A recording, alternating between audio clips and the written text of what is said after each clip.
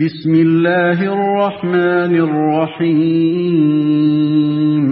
اللہ کے نام سے جو رحمان اور رحیم ہے۔ وَمِنَ النَّاسِ مَن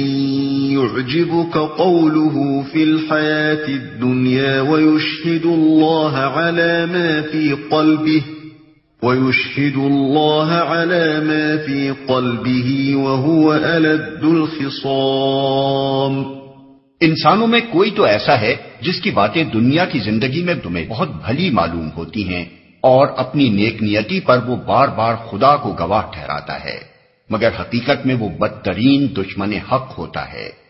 اور اپنی نیک نیتی پر وہ بار بار خدا کو گواہ ٹھہراتا ہے، یعنی کہتا ہے خدا شاہد ہے کہ میں محض طالب خیر ہوں، اپنی ذاتی غرض کے لیے نہیں بلکہ صرف حق اور صداقت کے لیے یا لوگوں کی بھلائی کے لیے کام کر رہا ہوں، مگر حقیقت میں وہ بدترین دشمن حق ہوتا ہے۔ الد الخصام کے معنی ہیں وہ دشمن جو تمام دشمنوں سے زیادہ ٹیڑھا ہو، یعنی جو حق کی مخالفت میں ہر ممکن حربے سے کام لے، کسی جھوٹ، کسی بے ایمانی، کسی غدر و بدعہدی اور کسی ٹیڑھی سے ٹیڑھی چال کو بھی استعمال کرنے میں تامل نہ کرے۔ وَإِذَا تَوَلَّى سَعَى فِي الْأَرْضِ لِيُفْسِدَ فِيهَا وَيُهْلِكَ الْحَرْثَ وَالنَّسْلَ وَاللَّهُ لَا يُحِبُّ الْفَسَادَ۔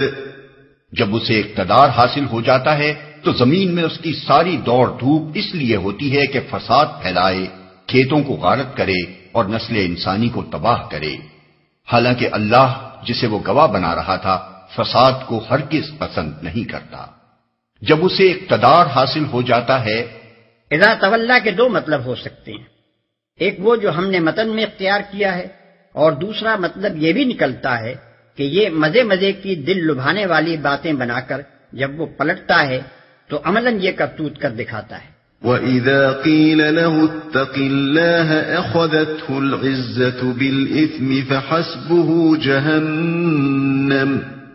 وَلَبِئْسَ الْمِهَادُ۔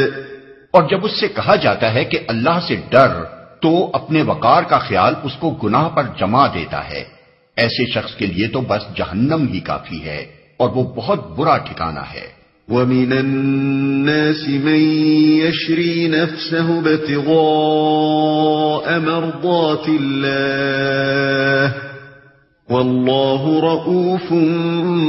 بِالْعِبَادِ۔ دوسری طرف انسانوں ہی میں کوئی ایسا بھی ہے جو رضائے الہی کی طلب میں اپنی جان کھپا دیتا ہے، اور ایسے بندوں پر اللہ بہت مہربان ہے۔